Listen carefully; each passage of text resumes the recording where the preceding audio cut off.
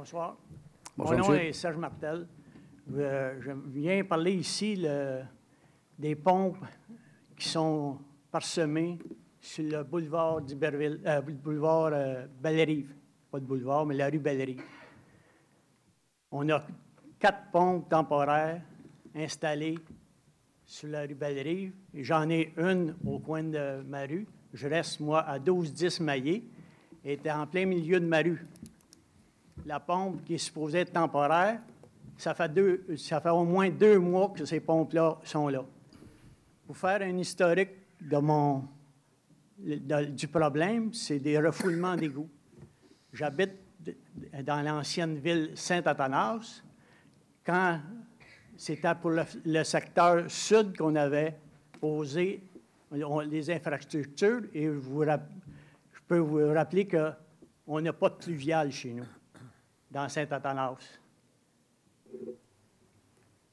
Donc, souvent, les égouts servent de pluvial et font des refoulements d'égouts.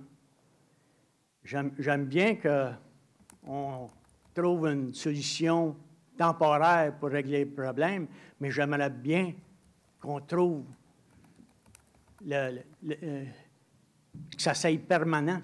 Okay. Parce que là, surtout à ma place, la pompe, là, ce que les gens de la ville m'ont dit, qu'ils pompaient le pluvial. Et je vous rappelle que je suis à Rumaillé. Il n'y a pas de pluvial. Qu'est-ce qu'ils pompent? C'est les égouts. Et les égouts, ils passent dans un tuyau et ils s'en vont directement à la rivière. Dans les inondations, je suis bien d'accord, en 2011, on a eu les inondations.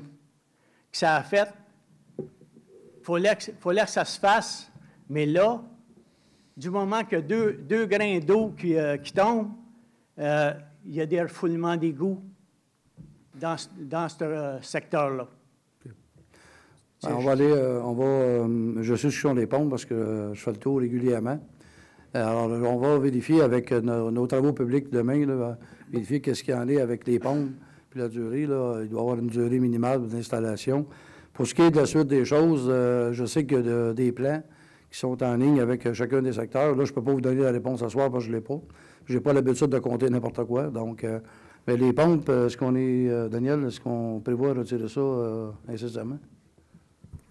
C'est en fonction du niveau de la rivière qui est très haut, puis en fonction aussi de la capacité du réseau, comme monsieur a expliqué. C'est un réseau combiné.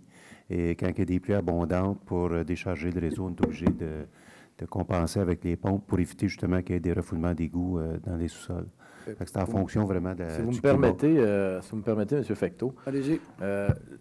Justin Bessette, conseiller du district numéro 2.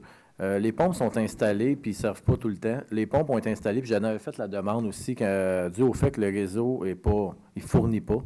Il y a 2 possibilités, soit qu'on réinvestit quelque chose qui sont après regarder pour réinvestir dans le réseau.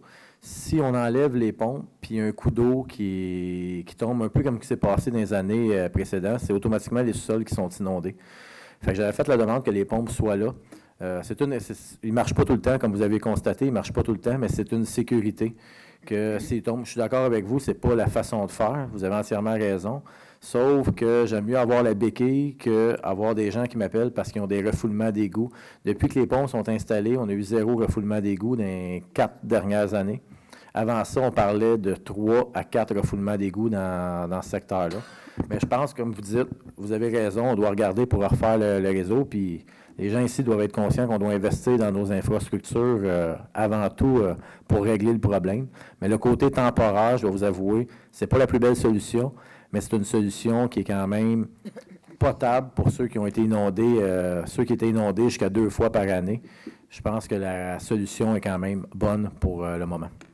Je réitère mon idée, c'est que dans Saint-Athanas-Sud, le système était fait pour Saint-Athanas-Sud.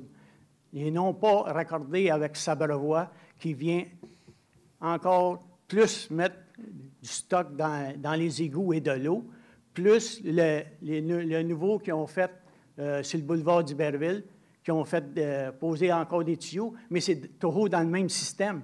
Il fonctionnait, le système, quand ça a été le côté sud, qui était relié avec Iberville. Mais depuis les raccordements, ça va continuer à déborder à chaque fois. Même pas de puits, bientôt, avec les nouvelles constructions qui sont permises, il va y avoir toujours des refoulements d'égouts. OK. Mais soyez assurés qu'on connaît la dynamique et la problématique qui est là. Et c'est un secteur dans lequel on a sur surveillance. Là. Ça ne se fait pas du jour au lendemain, mais c'est un secteur pour nous autres qui est prioritaire à essayer de corriger le problème. Mais vous n'êtes pas le premier de le souligner. Là. On va travailler là-dessus. J'aurais juste un autre point en tant que citoyen. Les champs vacants qui sont sur Belle-Rive ont eu souvent du remplissage. On a mis de la terre et de la terre et de la terre. Mais je ne sais pas s'ils ne sont pas intelligents, les gens qui mettent de la terre là. C'est juste la carrière Bernier. Ils mettent la terre de ce côté-là. Et toute l'eau pluviale va dans le pluvial d'Iberville, qui en a un, mais avec beaucoup de terre. Pourquoi pas inverser la pente vers la rivière? Ça s'égoutera vers la rivière. Vous avez la maison Clara qui est très près du sol, qui ont déjà eu des inondations, même quand il y a très peu de pluie. Ils soulèvent le terrain, puis il va y avoir encore plus de pluie là. Merci. Merci.